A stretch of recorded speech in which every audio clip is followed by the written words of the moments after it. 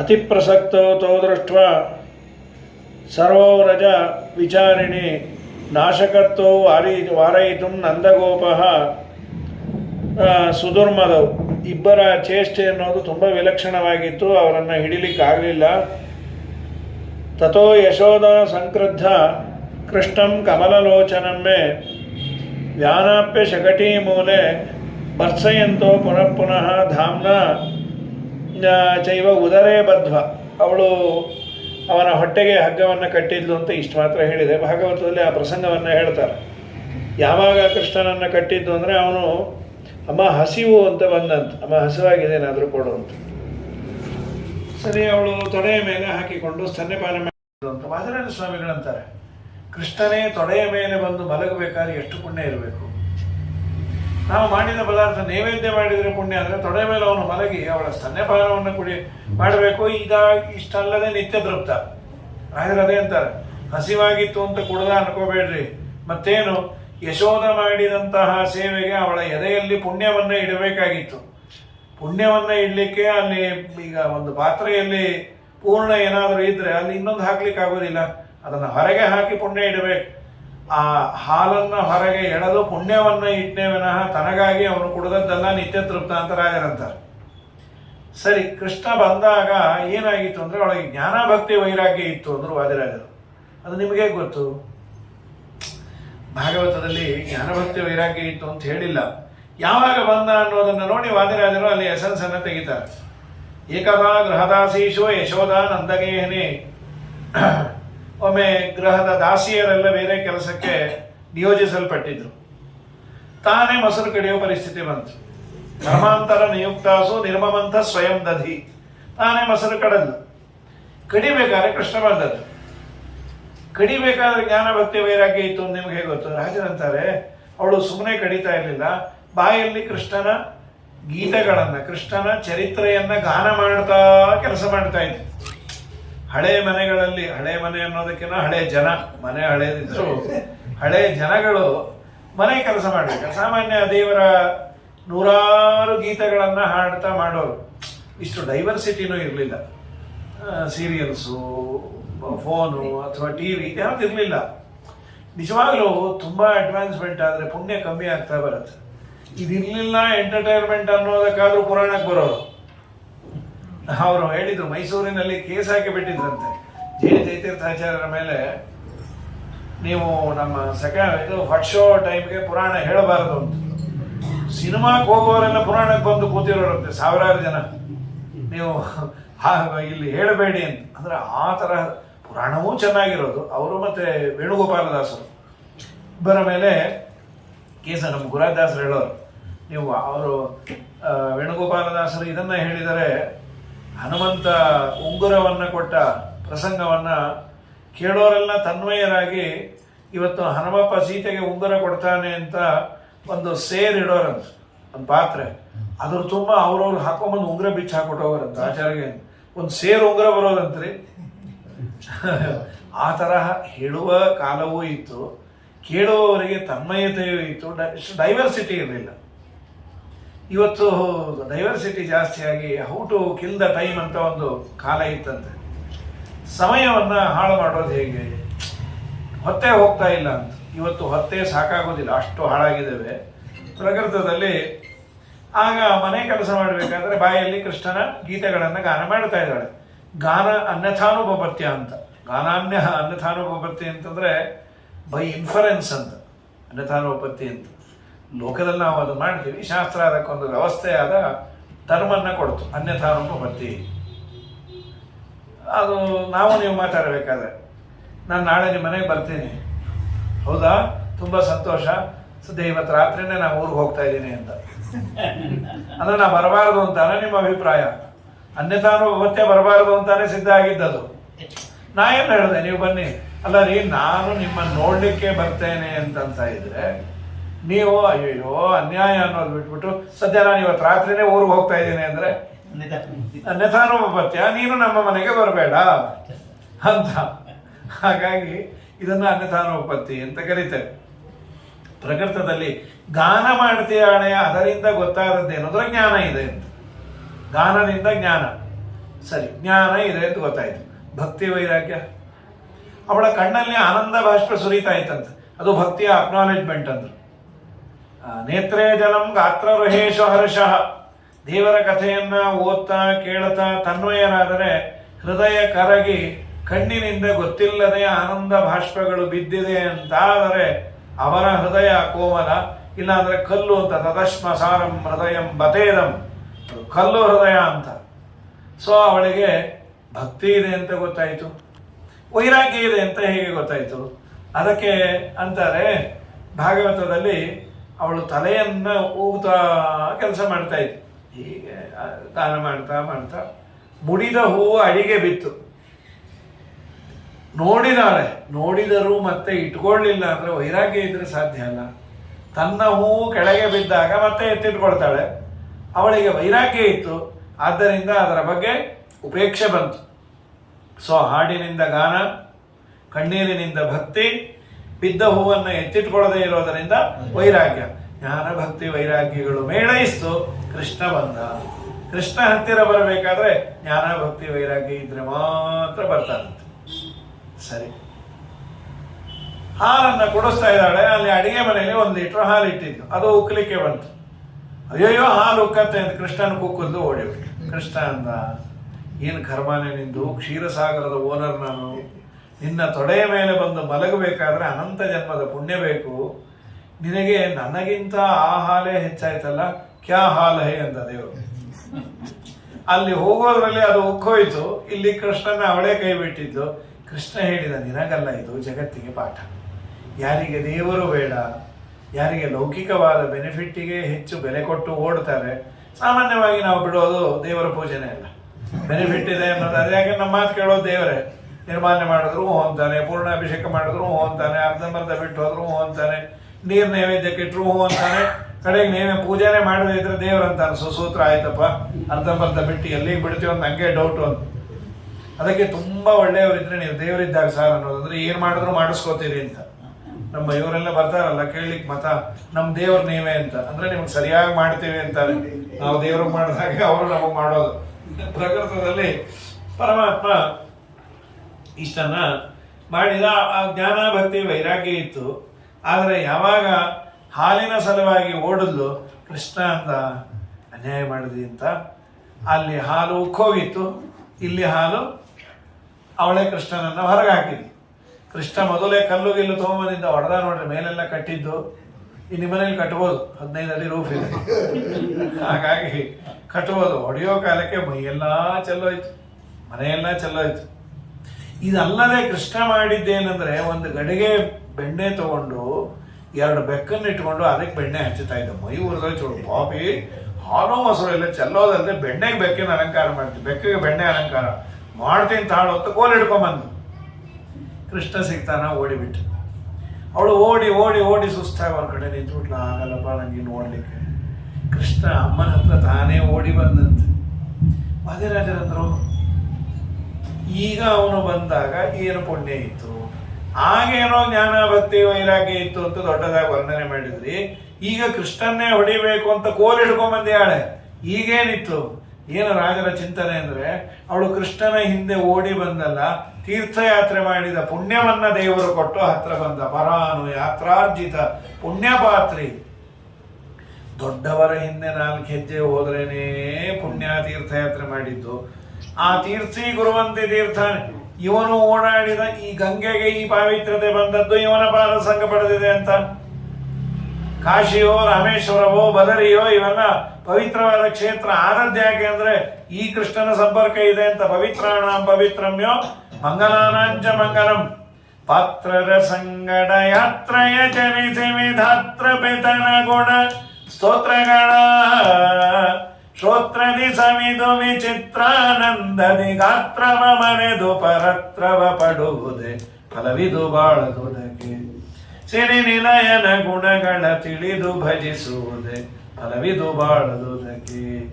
ಹಾಗಾಗಿ ಇಷ್ಟು ಅದ್ಭುತವಾದದ್ದು. ಇದು ರಾಜರು ಮಾಡುವ ದೊಡ್ಡ ಉಪಕಾರ ಅಂದ್ರೆ ಸ್ವಲ್ಪ ಹೇಳಿರತ್ತೆ, ಅದನ್ನ ಹೃದಯಂಗಮವಾಗಿ ಯಾವ ರೀತಿ ಅನಲೈಸ್ ಮಾಡಬೇಕು ಅನ್ನೋದನ್ನ ತೋರಿಸಿಕೊಡ್ತಾರೆ. ಆ ಪ್ರಸಂಗವನ್ನ ನೀವು ಇದರಿಂದ ಔಟ್ಪುಟ್ ಅನ್ನ ಏನ್ ತಗೋಬೇಕು. ದೊಡ್ಡವರ ಹಿಂದೆ ಹೋಗ್ರಿ 4 ಹೆಜ್ಜೆ, ಪುಣ್ಯ ಬರುತ್ತೆ. ಪಾತ್ರರ ಸಂಗಡ ಯಾತ್ರೆಯನ್ನ ಆಚರಣೆ ಮಾಡಿ ಅಂತ ಕೃಷ್ಣನನ್ನ ಮನೆಗೆ ಕರ್ಕೊಂಡ್ಬಂದು ಆ ಉಲೂಕಲಕ್ಕೆ, ಉಲೂಕಲ ಅಂದ್ರೆ ಒರಳು ಕಲ್ಲಿಗೆ ಕಟ್ಟಾಕಲ್ಲು, ಅದು ಕಟ್ಟಬೇಕಾದ್ರೆ 2 ಇಂಚ್ ಕಮ್ಮಿ ಆಯ್ತು ಅಂತ ಭಾಗವತ ಹೇಳಿದ್ರೆ ವಾದಿರಾಜರಂತಾರೆ 2 ಇಂಚೇ ಯಾಕೆ ಕಮ್ಮಿ ಆಯ್ತು, ಕೃಷ್ಣನನ್ನ ಕಟ್ಟಲಿಕ್ಕೆ 3 ಇಂಚು ಬೇಕು, ಜ್ಞಾನ ಭಕ್ತಿ ವೈರಾಗ್ಯ, ಅವಳಲ್ಲಿ 1 ಇದೆ 2 ಇಲ್ಲ ಅಂದ್ರು. ಇದ್ದದ್ದು ಯಾವುದು ಅಂದ್ರೆ ಪ್ರೀತಿಯೇ ಭಕ್ತಿ, ಉತ್ತಮರಲ್ಲಿ ಮಾಡುವ ಪ್ರೀತಿಗೆ ಭಕ್ತಿ ಅಂತ ಕರೀತಾರೆ. ಕೃಷ್ಣನಲ್ಲಿ ಭಕ್ತಿ ಇದೆ, ಜ್ಞಾನ ವೈರಾಗ್ಯ ಇರಲಿಲ್ಲ. ಇನ್ನೊಂದು ಜೋಡಿಸಲು ಗಂಟು ಹಾಕ್ಲಿಕ್ಕೆ ಆಗಲಿಲ್ಲ. ಎಷ್ಟೇ ಉದ್ದದ ಹಗ್ಗ ತಂದ್ರು 2 ಇಂಚ್ ಕಮ್ಮಿ. ಟೀಕಾಕೃತ್ಪಾದರಂದು ಇದು ಹೀಗೆ ಯಾಕೆ ಆಯ್ತು ಗೊತ್ತಾ ಅಂತ. ಗೊತ್ತಿಲ್ಲ. ಅಣೋರಣೀಯಾನ್ ಮಹತೋ ಮಹೀಯಾನ್ ಅಂತ ಕೇಳಿದ್ದೀರಾ ಅಂತಾರೆ. ಹೌದು, ಅಣುವಿಗಿಂತ ಅಣು. ಯಾಕೆಂದ್ರೆ ಅಣುವಿನಲ್ಲಿ ಭಗವಂತ ಹೊಕ್ಕರೆಗೆ ಅಣುವಿಗೆ ಅಣುತ್ವ ಅನ್ನೋ ಧರ್ಮ ಕೂಡತ್ತೆ.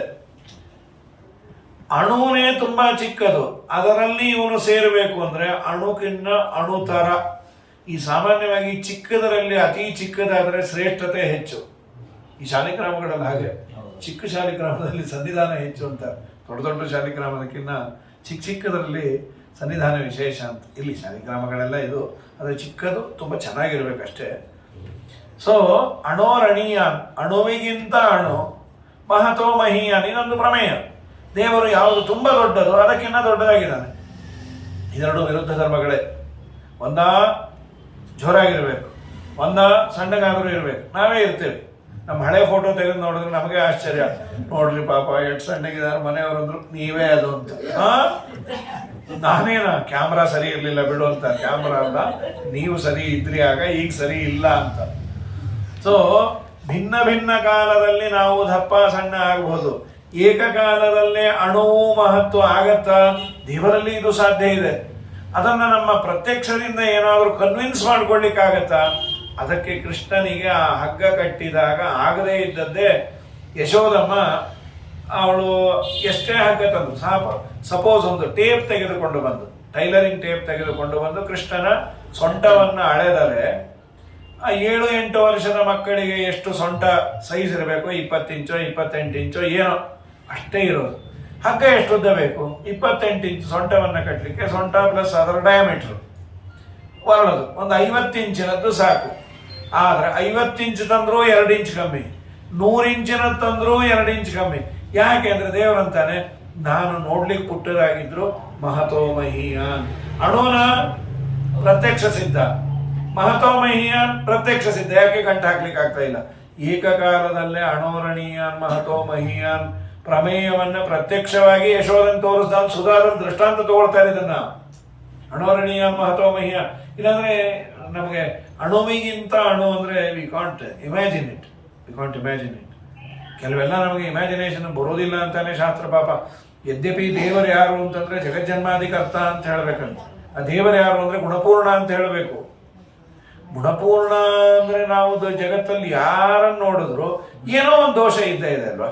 ಎಷ್ಟೇ ಗುಣ ಇದ್ರು ಕೆಲವು ದೋಷಗಳು ಇದ್ದಾವೆ.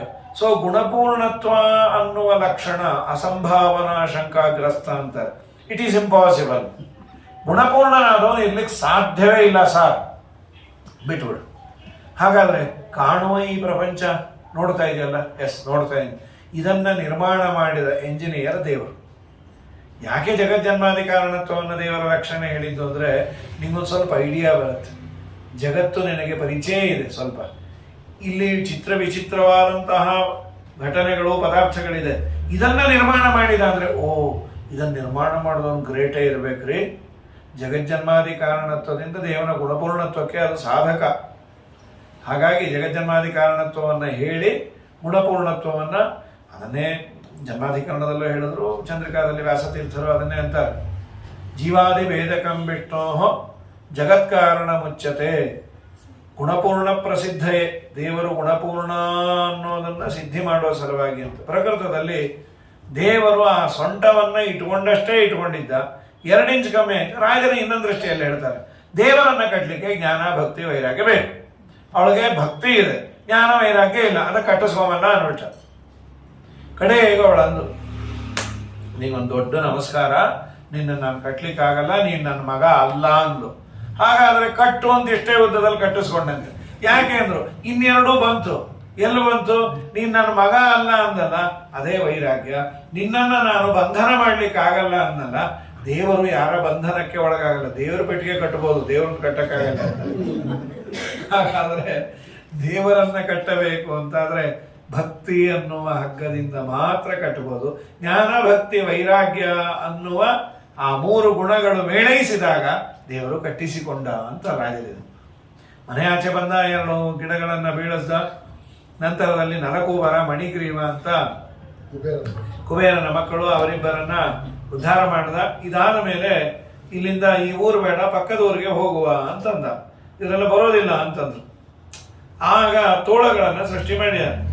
ಇಲ್ಲಿ ತೋಳಗಳನ್ನ ಸೃಷ್ಟಿ ಮಾಡಿದಾಗ ಪ್ರತಿಯೊಂದು ತೋಳದ ಮೇಲೆ ಇದರ ಚಿಹ್ನೆ ಇತ್ತಂತೆ, ಶ್ರೀವತ್ಸ ಚಿಹ್ನೆ ಇತ್ತು. ಅದಕ್ಕೆ ಸತ್ಯಾಭಿನವ ತೀರ್ಥ ಶ್ರೀಪಾದಂಗಳವರು ಅವ್ರೇನ್ ಹೇಳ್ತಾರೆ, ಶ್ರೀವತ್ಸ ಚಿಹ್ನೆ ಇದೆ ಅಂದ್ರೆ ಅದು ದೇವರು, ತೋಳ ಅಲ್ಲ, ತೋಳದಂತೆ ದೇವರ ಅವತಾರ. ಮತ್ಸ್ಯ ಕೂರ್ಮ ವರಾಹ ಅವತಾರ ಹೇಗೋ ಒಂದ್ ತೋಳದ ಮೇಲಲ್ಲ, ಸೃಷ್ಟಿಯಾದ ಪ್ರತಿಯೊಂದು ತೋಳದ ಮೇಲೆ ರೋಮಾಕೂಪಗಳಿಂದ ವೃಂಕಗಳ ನಿರ್ಮಿಸಿದ, ವೃಂಕಗಳು ಅಂದ್ರೆ ತೋಳ, ಅದೇನದು ಅವನ ರೋಮಕೂಪದಿಂದ 100 ಬಂದು. ಸರಿ, ಎಲ್ಲರೂ ಪಕ್ಕದವರಿಗೆ ಹೋಗೋಣ ಅಂತ ಬಂದರು. ಪಕ್ಕದಲ್ಲಿ ಒಳ್ಳೆ ಯಮುನಾ ನದಿ, ಹುಲ್ಲು ಇದು ಚೆನ್ನಾಗಿತ್ತು. ಆಕ್ಚುಯಲ್ ಆಗಿ ಈ ನಂದಗೋಕುಲವನ್ನ ಬಿಡ್ಲಿಕ್ಕೆ ಮೂಲ ಕಾರಣ ಹರಿವಂಶ ಹೇಳಿದ್ದು, ಇಲ್ಲಿ ಇದಿರ್ಲಿಲ್ಲ, ಹುಲ್ಲು ಕಡಿಮೆ ಆಯಿತು. ಇದು ಮೊದಲನೇದು. ಇನ್ನೊಂದೇನಂದ್ರೆ ಆಕಳು ಸಗಣಿ ಮತ್ತೆ ಗಂಜಲ ಹಾಕಿ ಹಾಕಿ ಭೂಮಿ ವಾಸನೆ ಬಂದ್ಬಿಟ್ಟಿತ್ತು. ಈ ಆಕಳು ಸಗಣಿ ವಾಸನೆ ಇದ್ರೆ ಪದಾರ್ಥ ತಿನ್ನಲ್ಲ. ನಮ್ಮ ಮನೆ ಹತ್ರ ಇದು ಆಕಳುಗಳಿದೆ, ಪಿಂಡ ಇಡ್ಲಿಕ್ಕೆ ಹೋಗ್ತೀವಿ, ಅದೇನಾದ್ರೂ ಪಾತ್ರೆಯಿಂದ ಕೆಳಗೆ ಬಿದ್ದುಬಿಟ್ರೆ ತಿನ್ನಲ್ಲ. ಯಾಕೆ ಅಂದ್ವಿ, ಅದರ ಸಗಣಿ ಅದಕ್ಕೆ ಆಗೋದಿಲ್ಲ. ನಮಗೇನೋ ಸಗಣಿ ಪವಿತ್ರ, ಅದಕ್ಕೆ ಅದರ ಮಲವೇ ಅದು. ಇದು ದೇವರ ವಿಚಿತ್ರ ವ್ಯಾಪಾರ. ಅದರ ಮಧ್ಯವೇ ಇರುತ್ತೆ, ಅದರ ವಾಸನೆ ಅದ್ರ ಕೆಳಗೆ ಬಿದ್ದು ಬಿಟ್ರೆ ಯಾವುದನ್ನು ತಿನ್ನಲ್ಲ. ಬಾಳೆ ಎಲೆ ಆಗಲಿ ಇನ್ನೊಂದಾಗಲಿ, ಅದು ಪಾತ್ರೆಯಲ್ಲಿ ಇದ್ರೆ ತಿಂತಾ ಇರುತ್ತೆ. ಅದಕ್ಕೆ ಅವ್ರು ದೊಡ್ಡ ಪಾತ್ರೆಗೆ ಹಾಕೊಂಬನ್ನಿ, ಚಿಕ್ಕದು ಬೇಡ, ಬಾಯಿ ಹಾಕಿಸ್ಕೊಳ್ಳೆ, ಆಚೆ ಬಿದ್ದು ಬಿಟ್ರೆ ಅದು ತಿನ್ನಲ್ಲ ಅಂತ. ಹೀಗೆ ವಿಚಿತ್ರವಾದ ದೇವರು ಅದಕ್ಕೆ ಆ ಕಡೆಗೆ ಹುಲ್ಲು ಕಮ್ಮಿ ಆಗಬಾರದು ಅಂತ ಬೃಂದಾವನಕ್ಕೆ ಬಂದ. ಬೃಂದಾವನದಲ್ಲಿ ಅನೇಕ ಜನ ಇವರೆಲ್ಲ ಬಂದಿದ್ರು. ಕದಾಚಿತ್ತು ತದಾ ಕೃಷ್ಣ ವಿನಾ ಸಂಕರ್ಷಣೇನ ಮೈ ಚಚಾರ ತದ್ವನಂ ರಮ್ಯಮ್ಮೆ. ಆ ವನದಲ್ಲಿ ಬಲರಾಮ ಬಂದಿಲ್ಲ, ಕೃಷ್ಣ ತುಂಬಾ ಆನಂದವಾಗಿ ವಿಹಾರವನ್ನು ಮಾಡ್ತಾ ಇದ್ದ. ಆ ಸಮಯದಲ್ಲಿ ಏನಾಯ್ತು, ಕೆಲವರೆಲ್ಲ ಮೂರ್ಛೆ ಬಿದ್ದವರು. ಕೃಷ್ಣ ಕೇಳಿದ, ಏನಾಗಿದೆ? ಸರ್ವಜ್ಞ, ಅವನು ಗೊತ್ತಿಲ್ಲದೆ ಏನು, ಸ್ವಾಮಿ ಇಲ್ಲೊಂದು ವಿಷ ಬಿಡುವ ಹಾವಿದೆ, ಆಗಾಗ ಕಾಳಿಯನಾಗ ಅಂತ ಅವನ ಹೆಸರು ವಿಷ ಬಿಡ್ತಾನೆ, ದಯಮಾಡಿ ಅದನ್ನ ಒದ್ದು ಓಡಿಸು.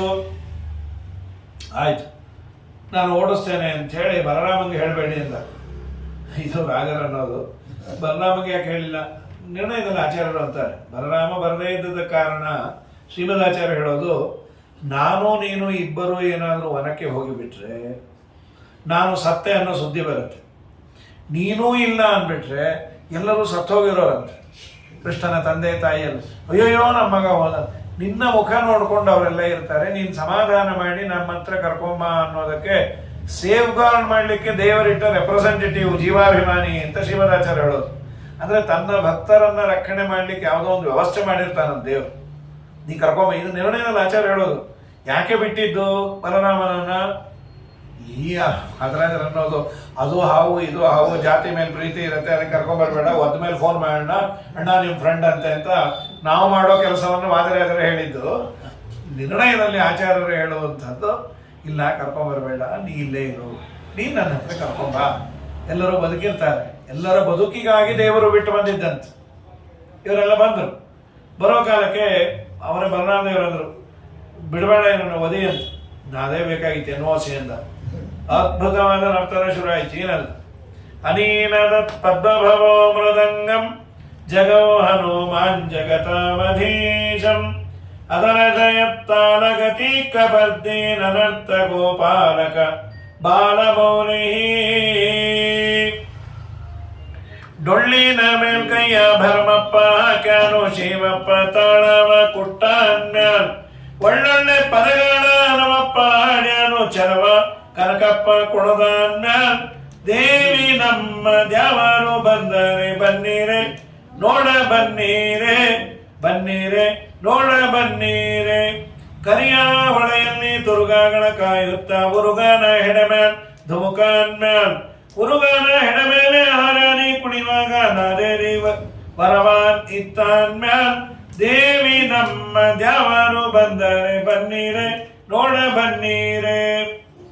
ಇಲ್ಲಿ ಪಾಪ ಗೋಪರೆಲ್ಲ ವಿಲಾಪ ಮಾಡಿದ್ದ, ಅಯ್ಯೋ ಹಾವು ತಿನ್ಬಿಡತ್ತೋ ಏನೋ, ನಾವು ಬದುಕೋದೆಗೆ ದಿವಸ ಕೋವಿನ ಸೂರ್ಯಂ ವಿನಾ ಚಂದ್ರೇಣ ಕಾನಿಶ.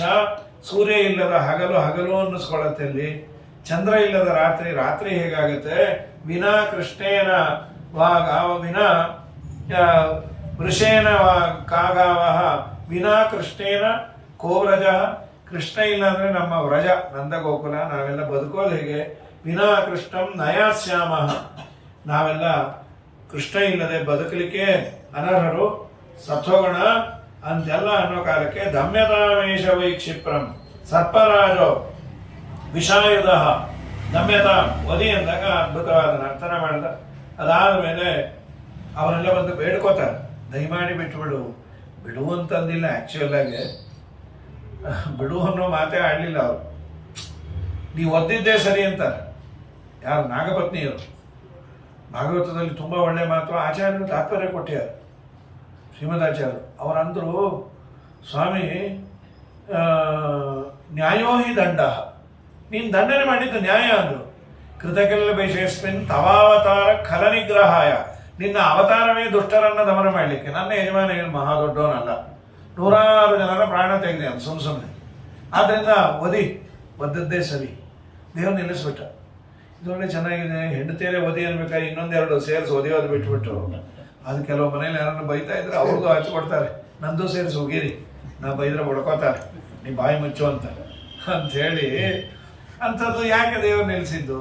ಆಚಾರ್ಯರು ಅಂತಾರೆ, ಸ್ವಾಮಿ ನಮ್ಮ ಪ್ರಾರಬ್ಧ ಕರ್ಮಾನುಸಾರವಾಗಿ ತೊಂದರೆ ಕೊಟ್ಟಾಗ ದೇವರನ್ನು ನಿಂದೆ ಮಾಡದೆ ಅದನ್ನು ಒಪ್ಪಿಕೊಂಡ್ರೆ ಅದರ ಇಂಟೆನ್ಸಿಟಿಯನ್ನು ಕಮ್ಮಿ ಮಾಡ್ತಾರಂತೆ. ದಂಡೋಪಿ ಭಗವಚ್ಚೀರ್ಣೋ ಮಮೈಷೋ ಅನುಗ್ರಹ ಕೃತ. ನಮ್ಮ ಕರ್ಮಾನುಸಾರವಾಗಿ ಏನೇನೋ ಇರುತ್ತೆ, ರೋಗವೋ ರುಜಿನವೋ ದಾರಿದ್ರ್ಯವೋ ಸಮಸ್ಯೆಯೋ. ಸಾಮಾನ್ಯವಾಗಿ ನಾವು ಬೈಯೋದು ದೇವರು ಬ್ರಾಹ್ಮಣರನ್ನೇ.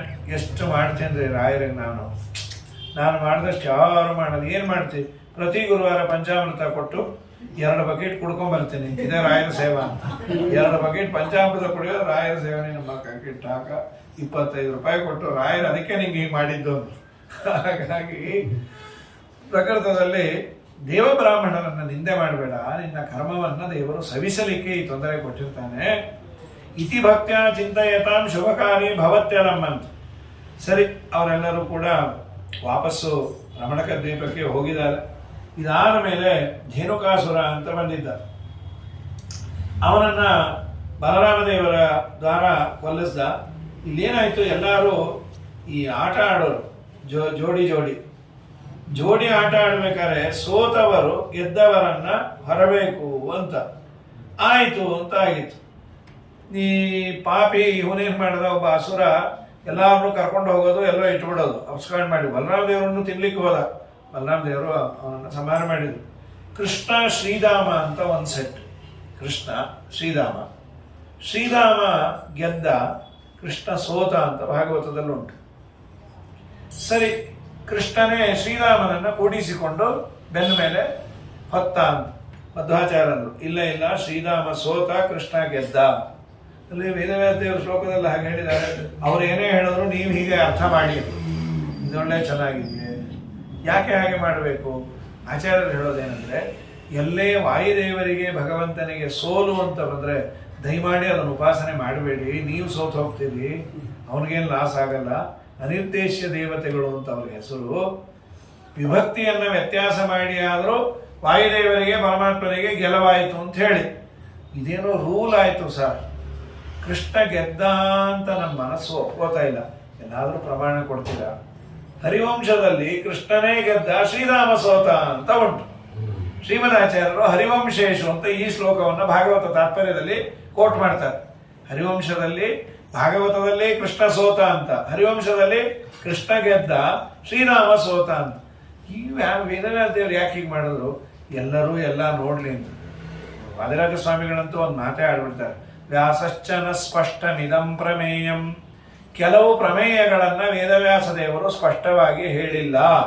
ಯಾಕೆ ಹೇಳಿಲ್ಲ ಅಂದ್ರೆ ಎಲ್ಲರಿಗೂ ತತ್ವಜ್ಞಾನ ಆಗೋದು ಬೇಡ ಅಂತಾನೆ ಹೇಳಿಲ್ಲ ಅಂದ್ಬಿಟ್ರು. ಮುಲಾಜೆ ಇಲ್ಲ, ನೀನೇ ಪುಸ್ತಕ ತೆಕ್ಕೊಂಡು ಓದಿದ್ರೆ ಅರ್ಥ ಆಗೋದು ಬೇಡ ಅಂತಾನೆ ಅವ್ರು ಹೇಳಿಲ್ಲ ಅಂತ. ಪೂತನ ಸಂಹಾರದ ಸಂದರ್ಭದಲ್ಲಿ ವೇದವ್ಯಾಸ ದೇವರ ಬಗ್ಗೆ ಹೇಳೋದು, ವ್ಯಾಸಶ್ಚನ ಸ್ಪಷ್ಟಮಿದಂ ಪ್ರಮೇಯಂ. ಶ್ರೀರಾಮನನ್ನ ಕೃಷ್ಣ ಹೊತ್ತಿಲ್ಲ, ಕೃಷ್ಣನನ್ನೇ ಶ್ರೀರಾಮ ಹೊತ್ತ ಅಂತ ಇಲ್ಲುಂಟು. ಆ ಅಂಶವನ್ನ ಹೇಳ್ತಾರೆ. ಇದಾದ ಮೇಲೆ ಪರಮಾತ್ಮ ವಿಶೇಷವಾಗಿ ಈ ಇಂದ್ರದೇವರ ಅದನ್ನು ಚೆನ್ನಾಗಿ ಹೇಳ್ತಾರೆ. ಗೋವರ್ಧನಗಿರಿಯನ್ನ ಎತ್ತಿದ್ದು ಯಜ್ಞವನ್ನ ಮಾಡ್ಬೇಕಾದ್ರೆ ಯಜ್ಞ ಮಾಡಬೇಡ್ರಿ ಎಂದು ಕೃಷ್ಣ ಬಂದು, ಸ್ವಾಮಿ ನಮಗೆಲ್ಲ ಮಳೆ ಕೊಡೋದು ಇಂದ್ರದೇವರಲ್ವಾ, ಇಂದ್ರದೇವರು ಇರ್ಬೋದು, ಆದ್ರೆ ಇಂದ್ರದೇವರು ಕೊಡೋದಿಲ್ಲ, ಈ ಪರ್ವತ ಕೊಡೋದು, ಪರ್ವತಕ್ಕೆ ಪೂಜೆ ಮಾಡ್ರಿ. ಏನು ಇಂದ್ರದೇವರು ಕೋಪ ಬಂದ್ಬಿಡ್ತು, ಯಾರಿಗೇ ಆಗ್ಲಿ ನಮಗೆ ಕೊಡೋ ಸಂಭಾವನೆಯನ್ನ ಅವ್ರು ಕೊಡಬೇಡ್ರಿ ನಮಗೆ ಕೊಡ್ರಿ ಅಂತ ಅವರು ಕವರು ಒಳಗೆ ನೋಟ್ ನಮಗೆ ಅಂದ್ರೆ ಮೈ ಬರೋದಾಗಲ್ಲ, ಬಿಡ್ತಾರೆ. ಯಾಕೆ ಇಂದ್ರದೇವರು ಮಳೆ ಸುರಿಸಕ್ಕೆ ಶುರು ಮಾಡಿದ್ರು. ಸಮರ್ಥಕ ಅಂತ ಪ್ರಳಯ ಕಾಲದಲ್ಲಿ ಮೇಘ ಅದು ಮಹೇ ಪ್ರತಿಹತೆ ಶಕ್ರ, ಅದನ್ನ ವಾದರಾಜ ಅಂತಾರೆ. ಗೋಪಾಲಕೋತ್ಸವ ಕೃತ ಪಾರ ಭಕ್ಷರಸ ಸುಪನ್ನ ಲೋಪ ಕುಪಿತ. ಗೋಪಾಲಕೋತ್ಸವ, ಗೋಪಾಲಕರೆಲ್ಲ ಮಾಡಿದ ಉತ್ಸವದಲ್ಲಿ ಗೋಪಾಲಕೋತ್ಸವ ಕೃತ ಅಪಾರ ಭಕ್ಷರಸ, ಬೇಕಾದಷ್ಟು ಭಕ್ಷ, ರಸ ಅಂದ್ರೆ ಸಾರು, ಸೂಪ ಅಂದ್ರೆ ತವ್ವೆ, ಸೂಪ ಅನ್ನ, ಲೋಪ. ಈ ಸೂಪದ ಲೋಪ ಆಗಿದ್ದಕ್ಕೆ ಕೋಪ ಬಂತಂತ. ವಾದರಾಜರ ಪದ ನೋಡಿ, ಸೂಪ ಅನ್ನ ಲೋಪ ಕುಪಿತ, ಕೋಪಗೊಂಡು ಶಪಾಲ ಎಂಬುನಿದೆ. ಏನು ಮಳೆಯನ್ನ ಸುರಿಸ್ದ, ಪ್ರಳಯ ಕಾಲದ ಮೇಘ ಒಂದೊಂದು ಅದರ ಹನಿನೇ ಧಾರಾಭಿಹಿ ಹಸ್ತಿ ಹಸ್ತಾಭಿಹಿ ಅಂತ ಏಕಾಸ್ಕಂತ ಹೇಳತ್. ಒಂದು ಮಳೆ ಹನಿ ಆನೆ ಸೊಂಡಲಿನ ದಪ್ಪ ಅಂತ ಧಾರಾಕಾರವಾಗಿ ಬೀಳುತ್ತದೆ. ಇವ್ರು ನೋಡೇ ಇಲ್ಲ ಇಂಥ ಮಳೆ. ಸ್ವಾಮಿ ನಮ್ಮ ಮನೆ ಹಳೇದು, ಏನು ಮಾಡೋದು, ಎಲ್ಲ ಗೋವರ್ಧನಗಿರಿ ಹತ್ರ ಬನ್ರಿ. ಏನು ಮಾಡ್ತೀವಿ ಈಗ, ಅಲ್ಲಿ ಬನ್ರಿ ಪೂಜೆ ಮಾಡಿದರೆ ನಾನೆಲ್ಲ ಮಾಡ್ತೇನೆ. ಅನಾಯಾಸವಾಗಿ ಎತ್ತಬಿಟ್ಟ. ನಮಗೆ ಬೆಟ್ಟ ಎತ್ತೋದು ಅಂದ್ರೆ ಆಶ್ಚರ್ಯ. ಜಗತ್ತನ್ನೇ ಎತ್ತಿದ ದೇವರಿಗೆ ಅದೊಂದು ಹೂವು ಎತ್ತದ. ವಾಯುದೇವರೇ ಕ್ಷಿಪ್ತ ಪಚ್ಚ ಸಲೀಲಂ ಶತಮತರಮತೆ ಯೋಜನಾಂ ಸೌಚ್ಚ ಸ್ಥಾವತ್ ವಿಸ್ತಾರ ವಂಶಪ್ಯುಪಲ ಅಲವಯವ ವ್ಯಗ್ರ ಬುದ್ಧಿಯ. ವ್ಯಗ್ರ ಬುದ್ಧಿಯ ಅಂದ್ರೆ ಔದಾಸೀನ್ಯ ಬುದ್ಧಿಯಿಂದ ಕೆಲಸ ಎಲ್ಲ ಆಯ್ತು. ರಾಮಚಂದ್ರ ಅಂದ, ಅಪ್ಪ ಅದನ್ನ ಅಲ್ಲೇ ಇಟ್ಟು ಬರ್ತೀಯ? ಆಯ್ ಸ್ವಾಮಿ ಅಂದ. ಎಲ್ಲಿ ಬೆಟ್ಟ ಅಂತ, ಮಂಗಮಾಯ ಆ ಕಡೆ ವೇಸಿ ನಾನು. ಈಗಂದ್ರೆ ಅದು ಎಷ್ಟು ಚೆನ್ನಾಗಿ ಕೂತಿತ್ತು ಅಂದ್ರೆ ಒಂದು ಅರ್ಧ ಇಂಚು ಆಚೆ ಈಚೆ ಸರದಿಲ್ಲ ಅಂತ. ಇದು ವಾಯುದೇವರ ಸಾಮರ್ಥ್ಯ. ಗುರಿ ಈಗ ಬಿಸಾಕದ ಪ್ರಾಕ್ ಪಂಚಾಶತ್ಸಹಸ್ರೈರ್ ವ್ಯವಹಿತಂ ಅಮಿತಂ ಯೋಜನೈ ಪರ್ವತಂತ್ವಂ. ಅನಾಯಾಸವಾಗಿದ್ದು ವಾಯುದೇವರಿಗೆ ಈ ಸಾಮರ್ಥ್ಯ ಇದ್ದಾಗ ದೇವರಿಗೆ. ಗಿರಿಗಳಿಂದವರ ಶರದಿ ಬಂಧಿಸಿದ ಪರಮ ಸಮರ್ಥ ಶ್ರೀ ರಾಮರೇ ಗಿರಿಯ ತನ್ನ ಕಿರಿಬೆರಳನೆತ್ತಿ ಗೋಪರ ಕಾಯ್ದ ಶ್ರೀ ಕೃಷ್ಣ ಹರೇ ಜೈ ಜೈ ರಾಮ ಹರೇ ಜೈ ಜೈ ಕೃಷ್ಣ ಹರೇ. ಬೆಟ್ಟ ಎತ್ತಿಯಾನೆ ಎಲ್ಲರೂ ಅದರ ಕೆಳಗೆ ಬಂದರು. ಎಲ್ಲರಿಗೂ ಸಂತೋಷ. ಮಳೆ ಹನಿ ಸಿಡಿತಾ ಇಲ್ಲ. ಕೈ ತಲೆ ಎತ್ತಿ ನೋಡ್ತಾರೆ, ಪರಮಾತ್ಮನ ಕಿರುಬೆರಳು ಅವನು ಎದೆ ಹೊಡೆದೋಯ್ತು. ಇಲ್ಲಿ ಹರಿವಂಶದಲ್ಲಿ ಒಂದು ಮಾತಿದೆ, ಸವ್ಯೇನ ಪಾಣಿನ ಅಂತ. ಭಾಗವತದಲ್ಲಿ ದೇವರು ಬೆಟ್ಟ ಎತ್ತಿದ ಅಂತ ಮಾತ್ರ ಇದೆ, ಯಾವ ಕೈಯಲ್ಲಿ ಎತ್ತಿದ ಅಂತಿಲ್ಲ, ಎಡಗೈಯೋ ಬಲಗೈಯೋ ಅಂತ. ಇಲ್ಲಿ ಮಾತ್ರ ಸವ್ಯೇನ ಪಾಣಿನ. ಸವ್ಯ ಅಂದ್ರೆ ಎಡಗೈ ಅಂತ, ಎಡಗೈಯಲ್ಲಿ ಎತ್ತಿದಾನೆ ಅಂತ ದೇವರು. ಯಾಕೆ ಈ ಪ್ರಶ್ನೆ ಬಂತು ಅಂದ್ರೆ, ತಿರುಪತಿಯಲ್ಲಿ ಬ್ರಹ್ಮೋತ್ಸವ ಟೈಮಲ್ಲಿ ನಾವು ಹೋದಾಗ ಒಂದಿನ ಈ ಗೋವರ್ಧನಗಿರಿ ಎತ್ತಿದ್ದೇನೋ ಹಾಕೊಂಡ್ಬರ್ತಾರೆ ವೇಷ ಶ್ರೀನಿವಾಸನಿಗೆ. ನಾವೆಲ್ಲ ಏನು ಅನ್ಕೊಂಡ್ವಿ, ಕೃಷ್ಣ ಎತ್ತಿದ್ದು ಬಲಗೈಯೋ ಎಡಗೈಯೋ, ಅವನು ಕಿರುಬೆರಳಲ್ಲೆಲ್ಲ ಎತ್ತಿದ್ದು. ಅದಕ್ಕೆ ಚರ್ಚೆ ಬಂದಾಗ ಮೂಲ ಗ್ರಂಥಗಳಲ್ಲಿ ಇದ್ದದ್ದನ್ನೇನಾದ್ರು ಪ್ರಮಾಣ ಅಂತ TTD ಅವರು ಕೊಟ್ರೆ, ಭಾಗವತದಲ್ಲೋ ಹರಿವಂಶದಲ್ಲೋ ಮಹಾಭಾರತದಲ್ಲೋ ಇದ್ದದ್ದನ್ನು ಸ್ವಾಮಿ ಕೃಷ್ಣ ಎತ್ತಿದ್ದು ಬಲಗೈಯಲ್ಲ ಎಡಗೈಯಲ್ಲಿ, ಅವರು ಬಲಗೈಯಲ್ಲ ಎಡಗೈಯಲ್ಲಿ ಏನೋ ಕೊಟ್ಟಿದ್ರು. ಭಾಗವತ ಎಲ್ಲ ಜಾಲ ನೋಡಿದ್ವಿ, ಯಾವ ಕೈ ಅಂತ ಹೇಳಿಲ್ಲ. ಸವ್ಯೇನ ಪಾಣಿನ ಅನ್ನೋದನ್ನ ಇಲ್ಲಿ ಹೇಳಿದ್ದಾರೆ ಹರಿವಂಶದಲ್ಲಿ. ಕಿರುಬೆರಳು ಅನ್ನೋದು ಎಲ್ಲೂ ಹೇಳಿಲ್ಲ. ಕಿರುಬೆರಳು ಅನ್ನೋದು ದಾಸರು ಅಂತಾರೆ, ವಾದರಾಜ ಸ್ವಾಮಿಗಳು ಅಂತಾರೆ. ನಮ್ಮ ಸಿದ್ಧಾಂತದ ಪ್ರಕಾರ ಸಮಸ್ಯೆ ಇಲ್ಲ, ಯಾಕಂದ್ರೆ ಸ್ವಗತ ಭೇದ ವಿವರ್ಜಿತ ನಾವು ಅಂತೀವಿ. ಬೆರಳು ಬೇರೆ ಅಲ್ಲ, ಕೈ ಬೇರೆ ಅಲ್ಲ. ಆದರೆ ಅವನ್ನೆಲ್ಲ ಅವ್ರು ಒಪ್ಪೋದಿಲ್ಲ. ಇಲ್ಲೇನಾದ್ರೂ ಅವನು ಬೆರಳಲ್ಲೇ ಎತ್ತಿದ್ದ ಅಂದ್ರೆ ನಾವು ಬೆರಳಲ್ಲೇ ಕೊಡ್ತೀವಿ ಅಂತ ಹಾಗೂ ಅಲಂಕಾರ ಮಾಡ್ತಾರೆ. ಅದ್ರ ಮೂಲ ಗ್ರಂಥದಲ್ಲಿ ಇರಬೇಕು ಅಂತ. ಸರಿ, ಇಷ್ಟಂತೂ ಇದೆ. ನಾವು ಮೊದಲು ನೋಡ್ಕೊಂಡ್ವಿ ಯಾತಂದು ಎತ್ತಿದ್ದಾನೆ ಅಂತ ಹೇಳಿ. ದೌರ್ಭಾಂ ಉತ್ಪಾಟಯಾಮಾಸ ಕೃಷ್ಣೋ ಗಿರಿರಿವಾಪರಃ, ಎರಡೂ ಕೈಯಿಂದ ಕಿತ್ತಿ ಸಧೃತಃ ಸಂಗತೋ ಮೇಘೈಹಿ ಗಿರಿಹಿ ಸವ್ಯೇನ ಪಾಣಿನ. ಸವ್ಯ ಸಲುವಾಗಿ ಎತ್ತಿದ್ದ. ಎಲ್ಲರೂ ಬಂದರು. ಇಂದ್ರದೇವರು ಪಾಪ ಸಾಕಾಗಿ ಹೋಗಿ ಬಂದು ಕೃಷ್ಣಾಂತರ ನಿನಗೆ ಗೋವಿಂದ ನಾಮಕರಣ ಮಾಡೋದು ಅದಿತ್ತು. ನಾಮಕರಣ ಮಾಡಿ ವಿಶೇಷವಾಗಿ ನನ್ನ ಮಗನ ಕಾಪಾಡಪ್ಪ ಆಯಿತು ಅಂತ. ಇದಾದ ಮೇಲೆ ದೇವರು ವೇಣುನಾದವನ್ನು ಮಾಡ್ಯಾನೆ.